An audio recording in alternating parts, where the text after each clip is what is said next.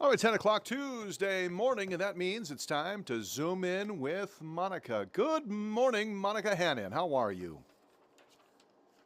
Hey, Jay. I'm doing great. Thank you so much for asking. It's, as we said, a beautiful morning here in Bismarck, Mandan. And I'll give you, along with the viewers, a look at our sky cam. A nice morning. Sun is shining, blue sky, maybe a couple clouds here and there. But although temperature's just a little bit cooler than what we'd like it to be at this time. But as you mentioned, it's February. That's right. You know, and actually we have similar temperatures if you're talking about airfield this morning because it's wind chill 18 degrees this morning when we got up. You know, we get the cold air off the ocean here. You know, you'd think it'd be, Yeah, we're in the south. You'd think, oh, it'd be so nice and warm. But in the wintertime, you get a real cool breeze sometimes off the ocean. So, yeah, yeah, I bet. chilly. And you did not, of course, get anything like the folks up north of you, a couple hundred miles, where they're getting bogged down with 24 inches, and I think Providence, Rhode Island, came in with 37 inches of snow in one sitting. And I Yeah. had Heidi on with me a couple hours ago, and we kind of talked about that. You know, we're used to here in North Dakota getting snowstorms, but we get those over a period of 2 or 3 days, right? We get 12 or 16 inches over 3 days. Nothing like they're getting out there in the East Coast. Yeah, didn't they have like I don't know, like 6 inches in like an hour or something like that? I mean, crazy amounts in a really I don't know how it could possibly snow that fast. I mean, it must have had huge snowflakes. But we here it snowed all day, but it just Uh-huh. melted right away. You know, it hit the ground and melted. So we didn't Yeah. have much accumulation at all. It was all gone by 10 o'clock the next morning. One of the things that Heidi and I did talk about besides the weather is we talked about we're going to be visiting with Monica, and I said, well, we have to ask when are the is it the rose not the rose buds, what are the trees there Oh, along the cherry blossoms. cherry blossoms? Yes, thank you, cherry blossoms. That Rosebuds. I went back to my Citizen Kane era. Rosebud. Cherry blossoms. When will they be making their debut? That's coming up later next month, right? Mid March, early April. Is that the time frame? Yeah, well, it varies. You know, they can't predict exactly when it's going to happen because it varies every year. But yeah, about that time, and they try to plan tours and things around it, and they Hmm. can't promise when the height of the cherry blossoms will be. But I understand it's beautiful. I have not seen it yet. Yeah, yeah. Well, that's something that I'm sure you're going to want to check out coming up this spring. And I'm glad we segued into that because these are some of the topics that I've got for you here today. Big cultural events and moments in the district, okay? Major Uh-huh. exhibits. There's a camouflage designed to deceive exhibit just debuted at the Spy Museum. I would like to see that. Uh, there's, let's see, Dead Sea Scrolls exhibit that's pulling in some larger crowds.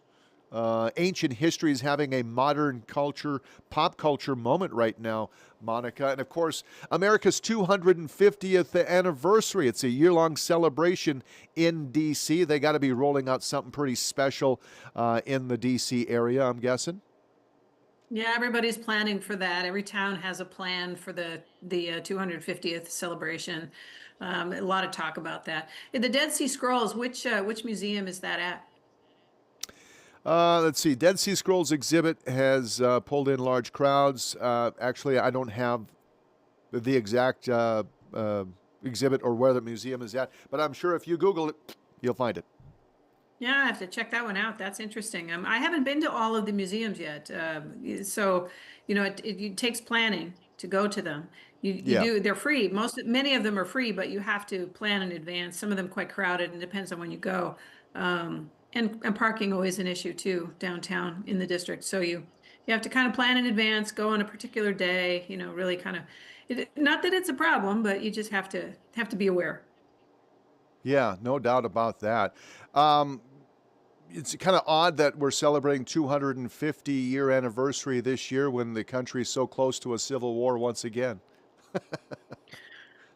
Oh dear. Well, Jay, you're going to try to suck me into that conversation, and you know how I feel about those things. No, no, no, I'm not. No, I'm thinking it's kind of ironic that we're celebrating us becoming this 250th, I guess, experiment that we've split from the Brits all those years ago, and here we are fighting amongst ourselves, which is crazy for a second time. State of the Union address is tonight. Is there anything that you're looking forward to from the announcement from the president? I'm interested to see. He says it's going to be a long one. Also, the governor of Virginia is going to be giving the response afterwards. So, that's always you watch the speech and then you hear the response. It's always kind of I've always worked in the news Yeah. during the speech and during the response. So, you have to kind of boil it down in that aspect. So, just to sit and watch as a spectator, this will be new for me. So, am I looking forward to anything? Uh, actually, what I find during the Trump era that's most interesting is the people watching during the speech. That's what I find the most interesting. It's not really what he's saying, because you Yeah. can find that out beforehand. You know what he's going to say beforehand, but really. But I just find the reaction of the lawmakers very interesting, and the crowd and who he has on hand and who they bring in. I just find that fascinating. Don't you? Oh, I absolutely do. I think it's I hope and I hope that he brings up the immigration. I want to hear more about that, more about affordability. I just hope he doesn't go off on a tangent because sometimes Mr. Trump does like to talk about whatever it might be, just something that does not pertain or belong in the State of the Union. I just hope he sticks to his key talking points. That's it. I'd like to hear what he has to say, but I don't want to hear anything else. Well, I would imagine he's going to be touting the economy, and he's going to be talking about that. Yeah, And recent numbers. It depends on which day. Some days, the economy is doing better. Some days, everything is going to hell in a handbasket. So it just depends on which day you're talking about. But he's gonna have some talking points, I'm sure, about economic success. He's going to talk tariffs, of course. sure. And he's going to take on the Supreme Court. He's going to, scold them some more, I'm sure, and they'll be sitting right there, It'll be perhaps. awkward. It'll be interesting to see who's there and who's not, right? Um, and so yeah, he'll be taking them to task, I'm sure. And then, of course, he will, I'm sure, talk about immigration and also what's going on in Mexico right now. He's going to be talking about that as a success, I would think. Yeah, I mean, you're right. I think it is a success. I'm all for that. There's not a lot of things that I agree with, I think, this administration, but there are a few things that I think he's doing absolutely right. As far as the way he's going about the immigration reform, I don't agree with it, but I do believe that there needs to be some reform in immigration. And I've always said what he did this weekend is the right thing to do, is to go after these drug cartels in their own home territory. And I applaud him for Mhm. that. However, if you're in Puerto Vallarta or somewhere like that vacationing, it's got to be a scary time, right? Yeah, and one of the things that I think these drug cartels do is prop themselves up in these uh, vacation destination places, right? Because that way the army doesn't want to go after you because they're cutting themselves down by this is a great place to vacation. Americans come down, Canadians go down for this, and I think I read it or heard it from somebody recently that they were very sad. The locals, the folks that are working the hotels, the bellhops, and everybody, they were very sad to see this happen during this vacation time where a lot of Americans, because it's winter time, right, for us up here, that's when a lot of Americans are down there experiencing. Maybe this should have happened in the dead of summer or something. But yeah, I can imagine locals are very sad to see this happen at this time. Right. But on the other hand, what you pointed out is, the drug, the drug cartels ruling, the people there. You'd have to think that in itself, as scary as it is, you'd have to think that something needs to happen there, right? Yeah, as I said, I applaud our administration going after them. I mean, it's just cutting the head off of one snake, but then, as this tends to happen, the snake head will grow back in some other form, and the locals have to go through it all over again. Is it the enemy I know who's worse, or the enemy that we don't know could be even worse? I don't know if that, I just No. made that expression up. Well, I know that the president has put considerable pressure on the new president of Mexico. So Yeah. I think she had to respond. Yeah, you know, we've had a pretty good relationship with Mexico, although I don't see with this drug trade, we really haven't had as much influence, I should say, with the drugs down there, right? I mean, we weren't able to go down as this administration has done now to Venezuela, into Mexico now, and take them out. Where we've just said, hey, we'd like you to do something about this drug trade, this fentanyl or whatever might be crossing the border. Please do something.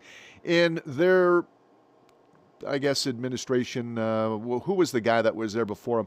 He really didn't have a whole lot of power, I felt, to do anything to these cartels in Mexico. Well, their system is very different from ours, I think, in It that, is. I mean, like I'm not as familiar, obviously. I don't want to speak out of turn here, but I know in Central America, Mhm. very often the governments are, there's a lot of, I think, corruption. I don't know. I don't want to speak specifically to Mexico, but Sure. I know in Yeah. Central American governments, there very often is a lot of corruption. And I think that certainly has been true in Venezuela too. Yeah. Let's turn to something a little more fun. How about the USA Gold? How about that? That hockey game Sunday morning. Now I'm guessing in your household, I'm 100% Cliff was watching the game. Now I'm not quite sure you did because it was probably, well, I guess it started here at 7, so it would have been 8 o'clock your time. So yeah, you'd have been up easily on a Sunday morning at that time. Were you cheering on the Native Sons? Well, really, what do you think? You could have been at church, I guess. Yes. Yes, we did. We went to church Saturday night so that we could be available to cheer on the Native Sons. And yes, Cliff got hoarse. He actually made himself hoarse with the cheering. Yes, it was very exciting. We made the dogs bark and yes. Yeah. Yes. Yeah, he was very excited. How about you? For sure. I was up early. In fact, I woke up at 6 a.m. thinking the game was at 6. I don't know why, but I did. So I already had a cup of coffee in me by the time the puck dropped in the first period. And, 4 minutes into it, we score, and I'm, kind of running around the house thinking this is fantastic. And then you get the second period. They scored, so it ties up the game 1-1. I had to go to work at the side gig, so I got a chance to listen to it the old-fashioned way on the radio, how, in yesteryear we used to do all these things sporting-wise, listen to it on the radio, and that was just as exciting because we got the same call that you did on TV that was on the radio. So it was just a dynamic, electric game to not only watch but just listen to, and as a country as a whole, I think to be a part of. Yeah, it was very interesting to watch Hughes. He got hit in the mouth, Yep. and the sportscaster that was the play-by-play guy was saying, I think I didn't hear it, but Cliff was telling me, he said, yeah, he's going to be picking his teeth up off of the ice, and sure enough, there he was, a note. I mean, as a mom, I'm thinking, oh man, I wonder what kind of orthodontia the guy had that he that he has to. And then I'm wondering, do they actually pick the teeth up? Do they try to put them back in their mouth? I mean, I was thinking about his mouth the whole time, and I was thinking, man, that must hurt. And Anyway, what a hockey guys are payback, right? tough. Yeah, what a payback to score the winning goal. Right, right. I don't think he was feeling any pain at that point. I don't know. I've never, Cliff was a hockey player, but Sure. I have nothing to compare it to. In tennis, we don't tend to knock our teeth out, so I don't have anything to compare it Yeah. to. Hey, speaking of tennis, I don't know if I told you this or not, but I did sign up for the March. We're going to be playing some pickleball, kind of a tournament style thing in March. Yeah, you did tell me that. You said that it was you and Okay. your daughter, right? Yeah, yeah, yep. So looking forward to that. When it comes Yeah. down I to big tournaments, I think that you should come back. I think you and JR, our news director, were the tournament winners. So you need to come back and defend your title. I think we want to take you on. Well, I'll have to consider that. Now JR hasn't really contacted me, so it's possible he's taken on somebody else at this point. Not that he could possibly be as successful with somebody else, because the two No. of us together, we clicked. But you'll have to ask him. You'll have to ask him whether or not that's actually I'm doing some hand therapy or some wrist therapy, getting ready for the tennis season. I've got my first session today with the wrist hand therapist. Something happened, like I had a two-handed backhand, Okay. and I can't stop doing it. It's like you grab the thing and you do that, and it goes all the way up my shoulder when I do that. And it's like instinct takes Oh. over, and you just do it even though it's going to hurt. You just do it, and then of course it lasts all night. So I got my first visit today with the hand therapist. I'll have to let you know how that goes, because tennis is going to be starting here very soon. So Okay. I want to Yeah. play. This is going to be your first really big full season, I suppose, of tennis down there, right? Right, right. Here they play year round when the weather is.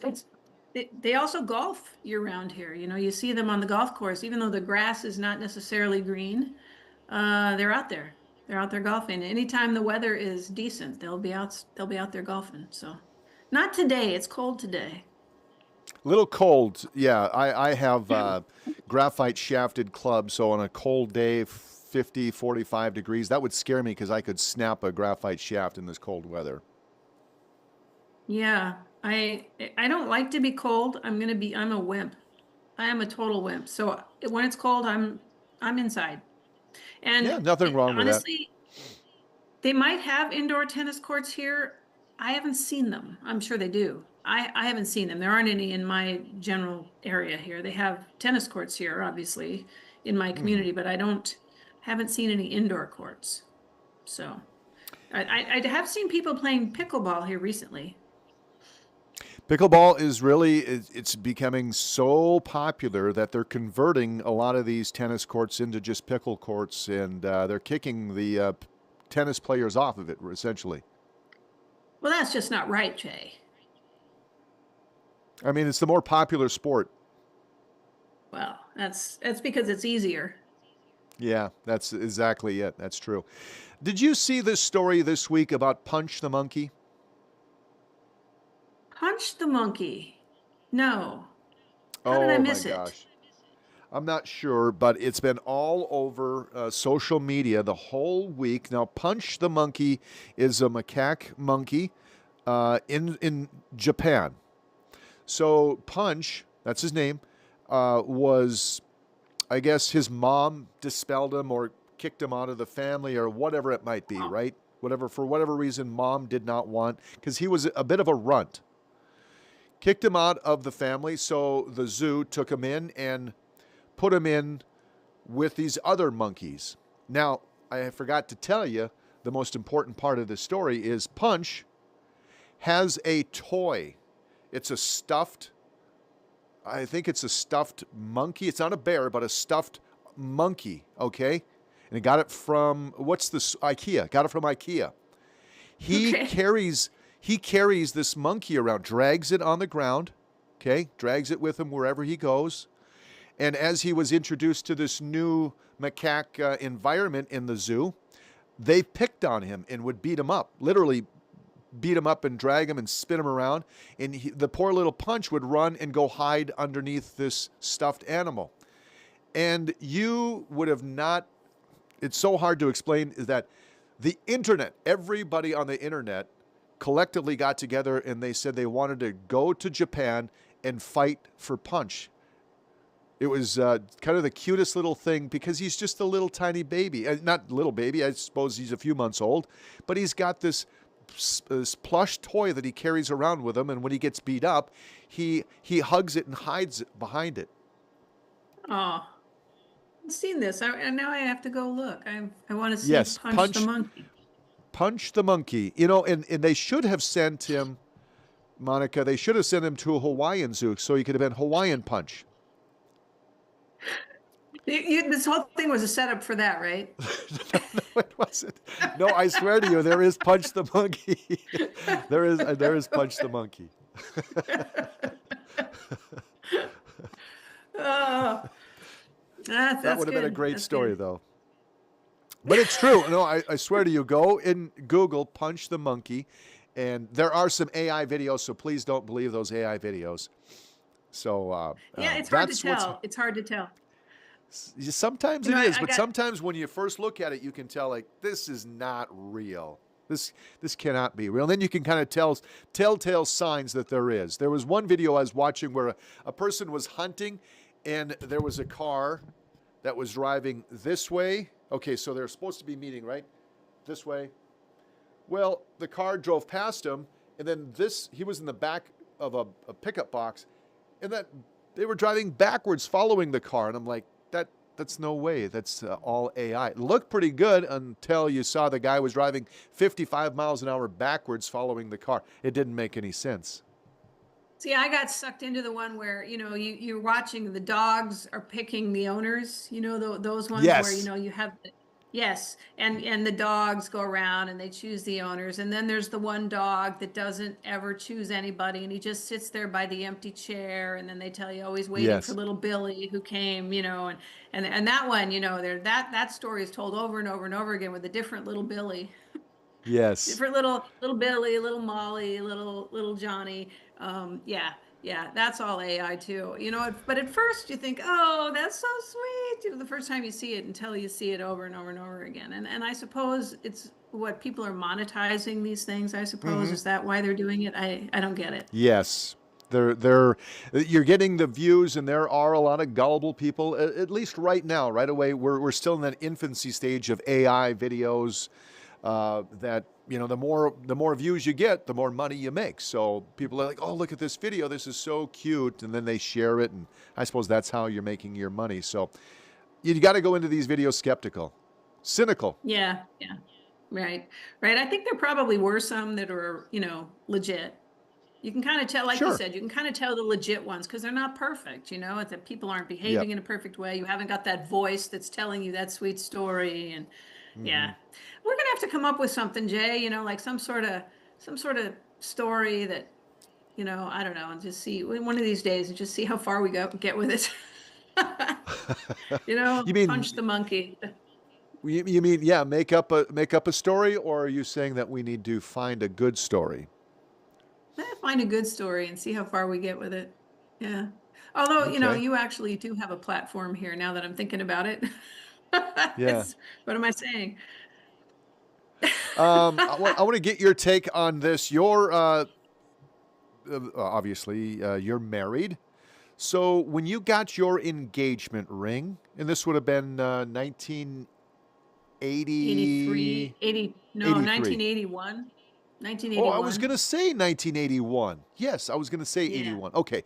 So when you got your engagement ring in 1981, there's no doubt, you're pretty new in the broadcasting. You're working probably some hours that you don't really want to work, but you're putting in your time, you're learning your craft, you're doing well. You got your engagement ring from the man that you love, Cliff Naylor. You're happy with it.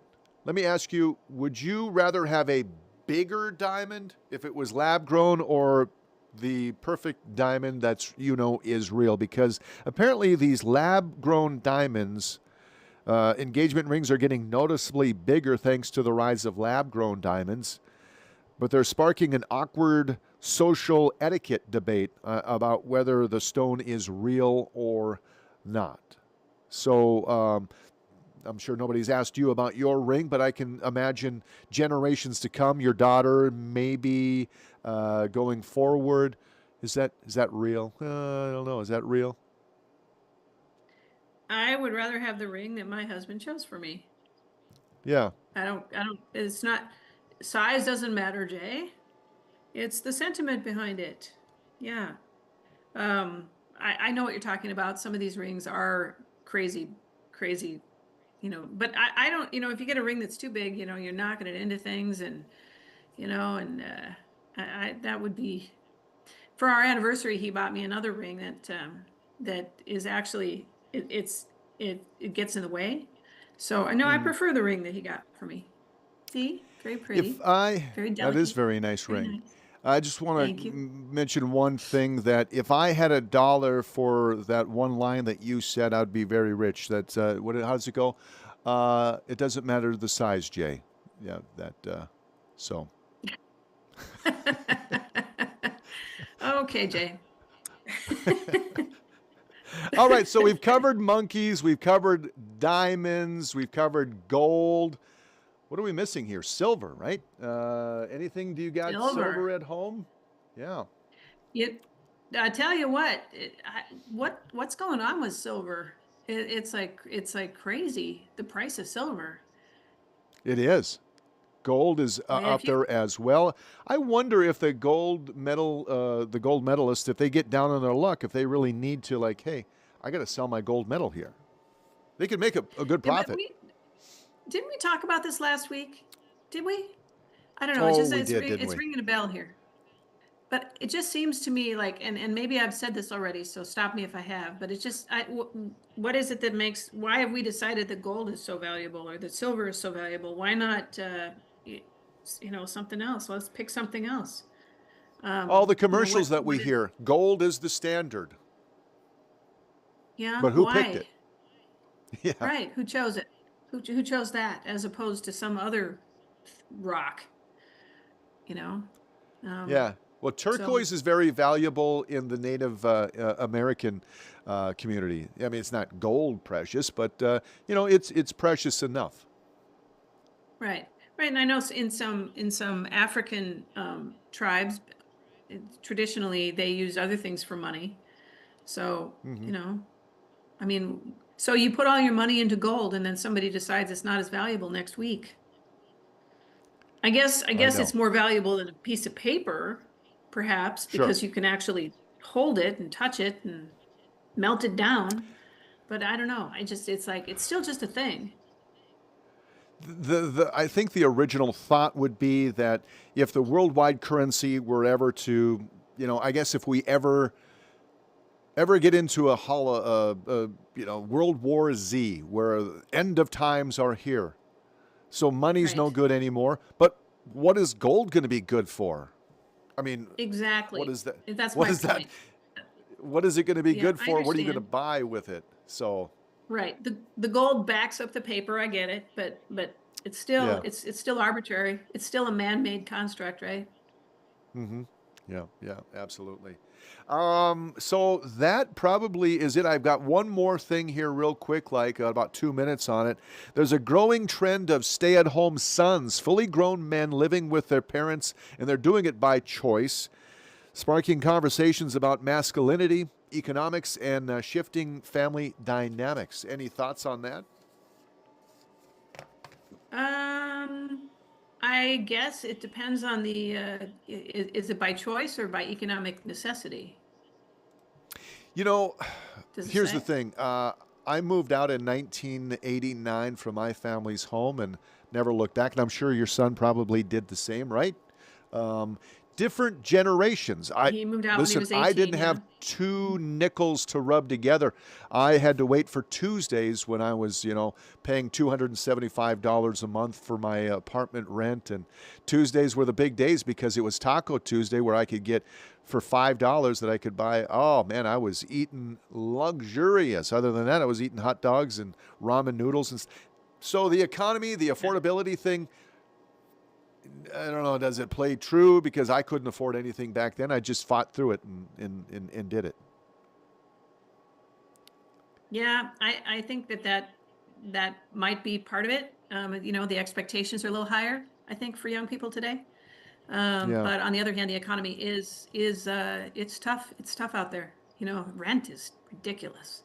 But, it really then you is. have to live with other people. You got to have roommates. Out here on the East Coast, everybody seems to have a plan with a roommate. So, I mean, it's Yeah. just Well, you have expected. a roommate. I do, and I love him very much. I do. Yes. Well, you say hi to Cliff for me this week, and we will catch up with you again next week. All right. All right. It's great talking with you. You bet. Take care, Monica.